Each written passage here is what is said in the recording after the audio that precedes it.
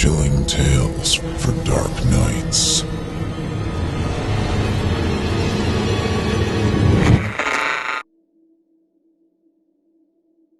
The Sandman Quit by Rafael Marmol.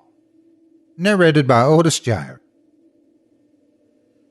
The first sleepless night was a horizontal mambo of tossing and turning across my bed.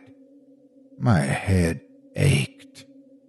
My eyelids weighed 1,000 pounds as the sunlight pushed through the curtains.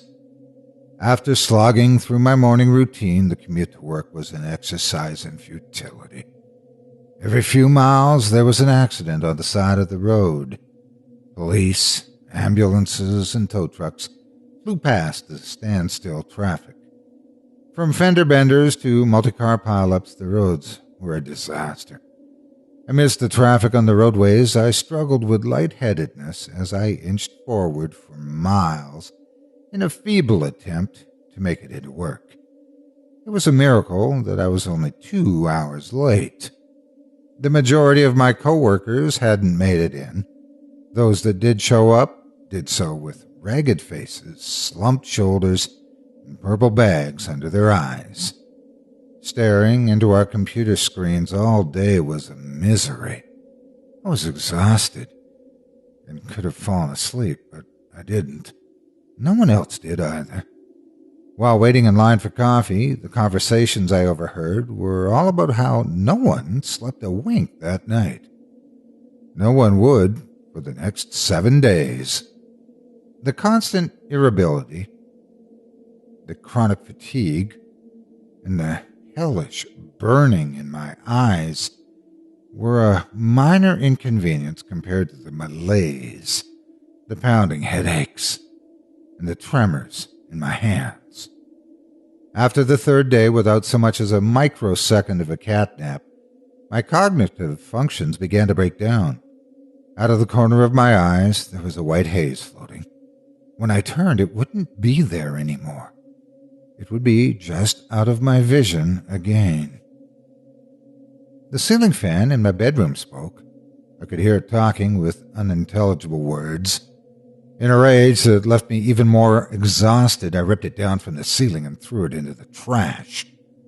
The air conditioner came on, but I had to suffer through the sounds of its chilling, demonic growls. By the 5th day, the president stuttered through addressing the nation with globs of smeared and uneven makeup, unable to cover up the age and fatigue on his face. His focus waned with each word. The government declared martial law in the wake of riots from the ongoing sleep crisis that had consumed the world. Citizens were ordered to stay in their homes and rest. I watched the collapse of civilization on television for the next 48 hours straight. On the 7th day, the exhaustion was just too much. Every thought and feeling too overwhelming and unfocused. The tremors too constant. The anxiety, the stress, the constant haze of distorted consciousness were driving me insane. It was all too much. Then I found the solution. Drawing up a warm bath, I laid back in the tub and dragged the blade of a knife deep into my wrists. It was pain at first, but soon I was lightheaded and drifting off into a beautiful, eternal sleep. Chilling tales for dark nights.